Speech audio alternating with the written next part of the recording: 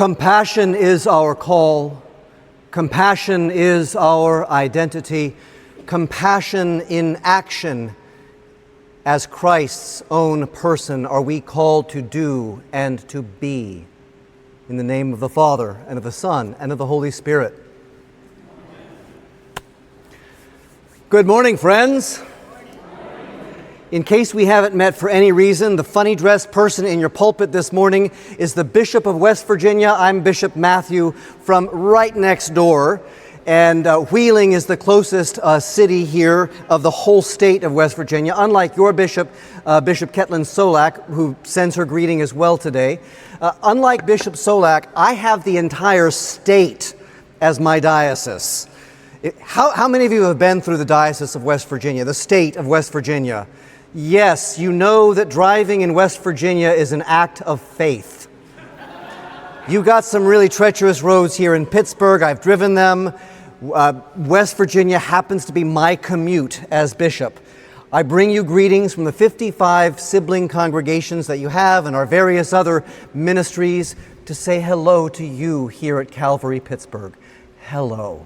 May I carry your hello back? Thank you. Shall do. I'll bring your greetings to the good people, your Episcopal friends in West Virginia. Also grateful to your rector, Father Jonathan, for the invitation. I have been here before to preach, which is where I was gifted with this particular tippet. I guess the Penguins, the Pirates, the Steelers, and West Virginia University, WVU. Any WVU grads here? All right, any Marshall grads? It's the one thing we don't have. There's a great rivalry between WVU and Marshall. I'm going to have to add that to my tippet. Hello, friends online. Good to see you as well. Karen, if you're watching, we will get a Marshall patch for this, I promise. We love our Episcopal identity. We love to play with it, and I hope that you have a lot of play here at Calvary. And I bring you the good news from our reading today from Matthew's Gospel, which has this focus of compassion, has a focus on feeding. How many of you have actually heard the feeding of the 5,000 early on? Of course you have. Central to our Christian message. In all of our Gospels, all four Gospels repeat the feeding of the 5,000.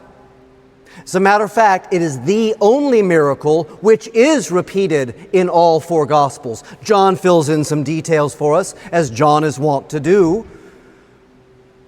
But all four Gospels center on this as a miraculous feeding, which tells us it was central to the early way of life for Christians.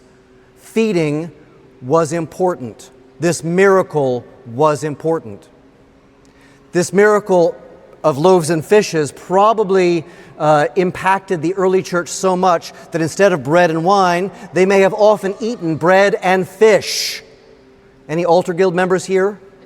Could you imagine setting out fish every Sunday? It doesn't stay in the tabernacle quite as well. Sardines, yes, Lord.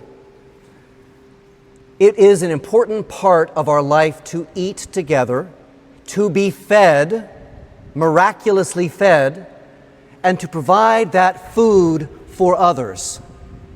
Of course, in Matthew's Gospel, it's not quite like a Busby Berkeley film. It's not a lot of flash and magic. The fish just kind of shows up, as we hear with all miracles. Like when you have a spiritual experience and you know it's had an impact on you. I trust, friends, that you have had those moments in your life that are really hard to describe. And you don't want to describe it and be too blunt. You want to kind of say, well, I had this thing happen and it was really coincidental, or that person showed up, it was miraculous. And when you try to describe it, when we humans try to describe it, we undersell it. The more dramatic it is, the more we try to soften its magic moment, because something happened. Yes, the loaves and the fishes occurred not out of lights and sound and music, but there was another miracle that you may not have noticed in Matthew's Gospel, a very subtle attention to detail that Matthew gives us right here in his Gospel. You notice that Jesus went away to a deserted place, a desert-like place, a place without vegetation, provisions, water, and the thousands of crowds who followed him up. And you almost get this scene, if you're watching it in a movie, and if it were really well done, the director would have said, okay, take a picture of all these thousands of crowds walking along the sand, walking up the hill, trying to get close enough to hear Jesus, some wanting to touch him, but the land is dusty and hot. And then notice that little detail, almost like a subtle spiritual awakening that happens, a subtle description of the most miraculous thing. Jesus said, make them to sit down in the... It's in your bulletin. You read it. Thank a Sunday school teacher if you know it. You might have seen it on a flannel board. Jesus made them sit down in the grass. Almost as if the filmmaker were to say, take a look now, and I want them sitting down in this lush field where water has brought all the minerals out of the soil and made them grow. This is a signature card for the child of God. This is a signature card for the Messiah. This is a signature card for the Messiah that all of creation is changed when he shows up. And just as the loaves and fishes were a subtle introduction to their multiplication without fanfare, so too here in Matthew's Gospel, wants you to pay attention. Holiness has already shown up. This miracle of changing even the land happens when Christ comes. And then we get the catered meal that no altar guild or Mary and Martha Church Guild ever wants to deal with. A catering to 5,000 to 10,000 people, hosted, maybe even a plated meal. Calvary, have you ever hosted 10,000 people for a meal? Maybe thousands at a time. Maybe it was recommended that we should have some kind of a big feeding event or a big sit-down kind of a supper. And people are going, we need hundreds of things, tables and people. This is not really possible. Where are we going to sit everybody? How are we going to feed them? How are we going to make sure everybody has enough? Of course, the disciples, who were maybe a dozen or 24 at that point, hanging around closest, were with Jesus. And of course they said, this isn't going to happen. We don't have the room, we don't have the food, we don't have the space, and they're hungry and fainting. Send them away from this place to some place they can actually get water and food. About an hour down the mountain to Capernaum, about 2 hours north, they can find lots of fish in Magdala. Magdala was known for its fish, by the way. And Jesus says,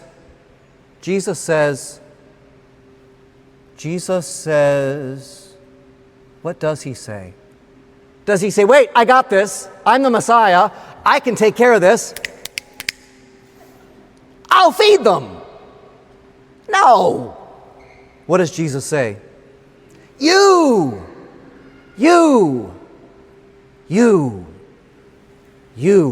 who have received, feed them. You who've been walking closest with me, who know what it's like when the land changes to be vibrant. You who have seen these things, you have experienced these things, you feed them. And of course, I'm sure the disciples' hearts quivered. We don't have enough. The crowds can get unruly when they are hangry. I'm not sure this is going to work, but we are going to trust you, Jesus, with the meager resources we have to do what you ask of us. And of course, in God's math, it expands more than they could have asked or imagined. And like the green grass, people's soil of their souls is brought back to life. And yet all of this, for the Son of God, comes from a place of compassion. Compassion is the core that begins this story for Jesus' movement in this scenario. And to be fair, he wasn't looking for another crowd. He had already gone up by himself to a deserted place. And if you had read what had just happened prior to this moment, his cousin was killed. His cousin was killed by the state. His cousin, whom he loved and knew and shared life with, had been taken from him, and he was pretty sure it was going to happen to him too. And he needed time away. He needed a Sabbath break. He needed a vacation. He needed some time when he could restore his soul through prayer, through being alone. And so that's why he went there until the crowds came. And yet he turned around and saw them and thought, oh, okay, if this is what you call of me while I'm exhausted, if this is what you call of me while I'm grieving, if this, Father, is what you need from me, then we will do this with whatever we're going to do next. And to be fair, every Christian leader needs a break. Every Christian needs an opportunity to take a Sabbath rest or a vacation. And Jesus gets it after this story. Once the crowds go away, he does get his break, and he sends the disciples off in a boat. And he follows along later by walking on the water, but that's another story. Christian leaders, I failed that class in seminary to walk on water, but we all need to be able to take a break. And yet in this moment, Jesus and the disciples are being called to do more than they thought was possible, even in the midst of their exhaustion and grief and worry. How often, friends, are we called to have compassion? And I know you at Calvary have compassion. I know that you read the news. I know that you see it show up on social media. I know that you are active in the life of your community. You are active here at Calvary. You see the need, and your heart is also warmed with compassion. And I pray to God that it is always that way. And yet compassion also requires action. Caritas is a great word that means charity and love like compassion, and it means work of love happening through our hands and our feet. But here's the other good news. It doesn't just happen by your will and sinews and muscles alone. We are not being called to pull ourselves up by our bootstraps and simply do the work because God said we need another Sunday school teacher or another altar guild member, or we need someone else who can help serve and take care of all the books in the other room. No. Doing it on our own is not what Jesus asks, and neither did he do that alone himself, because it says at the beginning, which is a very Eucharistic action, what did he do? He didn't just make bread. He didn't just multiply fish. The first thing he did, he looked up to heaven. And he blessed what was in his hands, which means he also thanked God for it. There is gratitude involved for what is at hand and for all the providence and all that is provided for you and for me.